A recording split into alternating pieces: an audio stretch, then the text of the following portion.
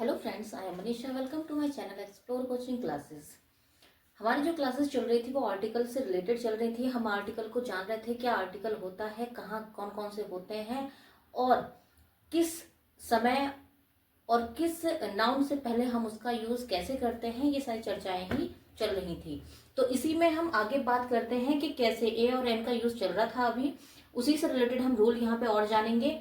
तो चलिए शुरू करते हैं। जैसे रूल लिखा हुआ है, यदि टू एडजेक्टिव यानी क्या, दो विशेषण एडजेक्टिव एंड से जुड़कर किसी सिंगुलर काउंटेबल नाउन के पहले यूज हो तो इस और इससे एक व्यक्ति यानी किसी एक व्यक्ति या वस्तु का बोध हो तो फर्स्ट एडजेक्टिव से पहले ए और एन का यूज करते हैं। यानी सिंगुलर काउंटेबल नाउन हो और दो एडजेक्टिव किससे जुड़े हुए हो, एंड से जुड़े हुए हो, तो क्या हम क्या करते हैं, और किसी एक व्यक्ति की बात हो रही हो तो पहला जो एडजेक्टिव होता है उससे पहले हम ए और एन का यूज उसके साउंड के अकॉर्डिंग करके उसका सेंटेंस हम बनाते हैं। जैसे यहाँ पे पहला सेंटेंस लिखा हुआ है, ए ब्लैक एंड व्हाइट काउ। तो यहाँ पे जो है हमने क्या यूज किया है, यानी आपको पता है ब्लैक और व्हाइट क्या है, एडजेक्टिव है, यानी विशेषण है। किसकी विशेषता बता रहे हैं, काउ की विशेषता बता रहे हैं। और किससे जुड़े हुए हैं, एंड से जुड़े हुए हैं। तो और कैसा है, ये जो नाउन है वो कैसा है, सिंगुलर है, काउंटेबल नाउन है। तो जब ये दोनों एंड से जुड़े हुए हैं, दोनों एडजेक्टिव एंड से जुड़े हुए हैं और साथ ही क्या है, किसी एक व्यक्ति का बोध भी करा रहे हैं, तब हम पहले वाले के जो एडजेक्टिव होता है उससे पहले ए और एन का यूज करता है, जैसा कि यहाँ पे लिखा हुआ है। तो ये जो बात हो रही है वो किसी एक गाय की बात हो रही है, ठीक है। यानी वो गाय कैसी, एक गाय है और कैसी है, काली और सफेद है। गाय एक ही है और कैसी है, वो काली और सफेद है। तो एक ही गाय की बात हो रही है, तब हम इस तरीके से पहले एडजेक्टिव से पहले क्या करते हैं, एडजेक्टिव आर्टिकल का यूज करते हैं। जैसे यहाँ पे भी लिखा हुआ है, an honest and intelligent teacher, यानी टीचर की बात हो रही है और टीचर एक है, सिंगुलर काउंटेबल नाउन है और यहाँ पे दोनों एडजेक्टिव है, लेकिन इसका इस टीचर की विशेषता बता रहे हैं। तो इन दोनों से पहले यानी पहले एडजेक्टिव से पहले हम क्या करते हैं, आर्टिकल का यूज करते हैं। ऑनेस्ट ओ की साउंड दे रहा है, तो इससे पहले हमने एन का यूज किया है। तो an honest and intelligent teacher, यानी टीचर एक है और उसी की दोनों विशेषताओं की बात हो रही है। तब हम इस तरीके से जो फर्स्ट एडजेक्टिव होता है उससे पहले ही हम आर्टिकल का यूज करते हैं। तो ये हमारा एक रूल था। अब इसी में आगे हम इसका एक और रूल जानेंगे, जहां पर दो एडजेक्टिव होंगे और दो एक से ज्यादा जो व्यक्ति या फिर वस्तु का बोध करा रहे होंगे, उनकी जब विशेषता बताते हैं तब हम क्या करते हैं, दोनों के सामने ही यानी दोनों एडजेक्टिव के सामने ही आर्टिकल का यूज करके उसका हम सेंटेंस बनाते हैं। यानी देखिएगा, इस रूल से दूसरा है ना, इस रूल में तो ये वाली बात हो गई। अब दूसरा जो रूल है उसमें क्या है, दो व्यक्तियों की बात हो रही है। तो जैसे हमने ये लिखा, मान लीजिए ये सेंटेंस है ऊपर वाला, black, A black and A white cow. अब यहाँ पे क्या है, ये सेंटेंस है, तो यहाँ पे ये दो गाय की बात हो रही है। यानी एक कैसी है, एक ब्लैक है और एक वाइट है। दो गाय की बात हो रही है, दोनों की विशेषता, यानी एक गाय कैसी, एक ब्लैक है और एक क्या है, व्हाइट है। तो इन दोनों की बात हो रही है, यहाँ पे दो गाय की बात हो रही है। ऐसे ही अगर हम इस नेक्स्ट वाले सेंटेंस को बनाएं, जैसे हम कहें, एन ऑनेस्ट एंड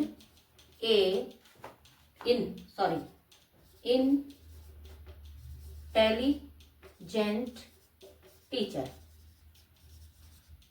तो यहाँ पे भी क्या है, दो टीचर्स की बात हो रही है, एक की बात नहीं हो रही, दो की हो रही है। एक कैसा है, एक ईमानदार है और एक इंटेलिजेंट है, तो दो टीचर की बात हो रही है।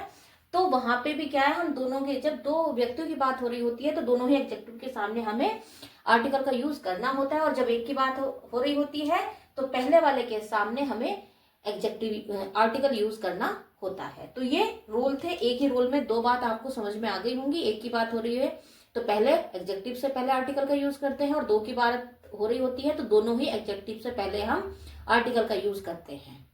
नेक्स्ट रूल है यहाँ पे, ए एन का यूज कुछ खास फ्रेजेस में होता है। यानी कुछ फ्रेज ऐसी होती है, फ्रेज आपको पता है, अगर कोई एक से ज्यादा वर्ड मिलकर जब कोई एक ऐसा एक समूह बनाते हैं तब हम उसे फ्रेज कहते हैं, है ना।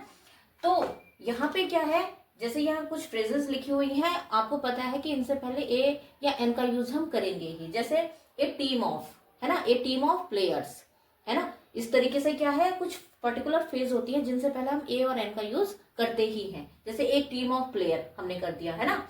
टीम किसकी होती है, किसी भी मतलब बॉयज की हम कह सकते हैं, प्लेयर की हम कह सकते हैं। तो इस तरीके से एक क्राउड ऑफ यानी भीड़, ठीक है। तो एक क्राउड ऑफ भी हम जो है फ्रेज यूज करते हैं। ए पेयर ऑफ, है ना, ए पेयर ऑफ सॉक्स, है ना, या ए पेयर ऑफ शूज।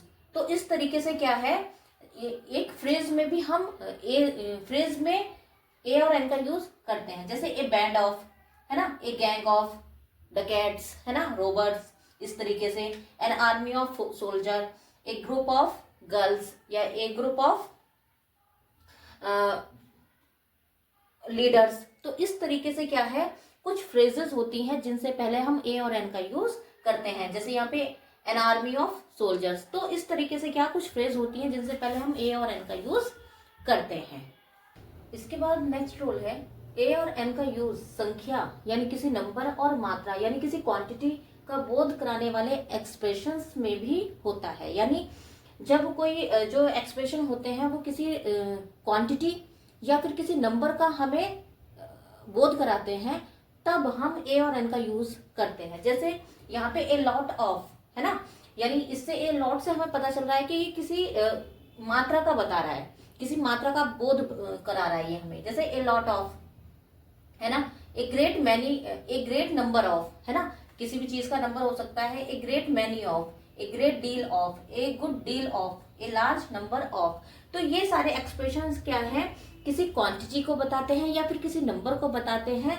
तब हम इस जो ए और एन का यूज यहाँ पर करते हैं। इनके लिए भी हम क्या है, ए और एन का यूज करते हैं। जैसे अब बात आती है ओमिशन ऑफ ए और एन, यानी ए और एन का यूज कहाँ नहीं करना है, क्योंकि ये भी बहुत ज्यादा इंपॉर्टेंट है। तभी आप एरर जान पाएंगे किसी भी सेंटेंस में, जब आपको पता होगा कि जो ए और एन होता है उसका यूज कहाँ कहाँ नहीं करना है। तो ये भी हमें समझना है, ये भी हमें जानना है, तभी हम इसको सही से समझ पाएंगे। तो चलिए बात करते हैं। जैसे पहला रूल क्या है, ए और an can not be used with a possessive demonstrative.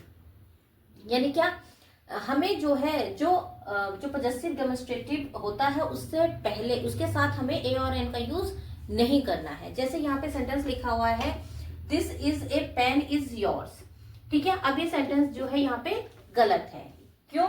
क्योंकि यहाँ पे ये ए यूज हुआ है और यहाँ पे योर्स। तो इस तरीके से क्या है, हम जो पजेसिव डेमोन्स्ट्रेटिव होता है उससे पहले हम क्या है, उसके साथ हम ए और एन का यूज नहीं करते हैं। जैसे हम कहते हैं यहाँ पे जो सेंटेंस होगा वो सही क्या होगा, दिस पेन इज योर्स। अब ये बिल्कुल सही है। जैसे नेक्स्ट है, he is a my friend. तो यहाँ पे ये सेंटेंस भी गलत है, क्योंकि यहाँ पे ये सुनने में ही अजीब लग रहा है, क्योंकि हमने ऐसा कभी कहा नहीं है।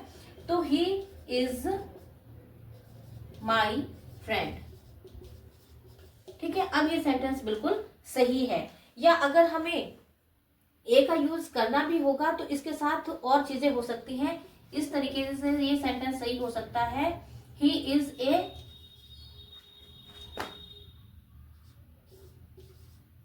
Is a friend of mind. अब ये ठीक है, ठीक है, इस तरीके से ये ठीक हो सकता है। लेकिन इनके साथ जो है इस तरीके से, जैसे यहाँ पे ये दिया हुआ है, इस तरीके से इसको यूज नहीं करना है, ठीक है। यानी यहाँ पे ये बिल्कुल सही है, he is a friend of mine, यानी वो मेरा एक फ्रेंड है। तो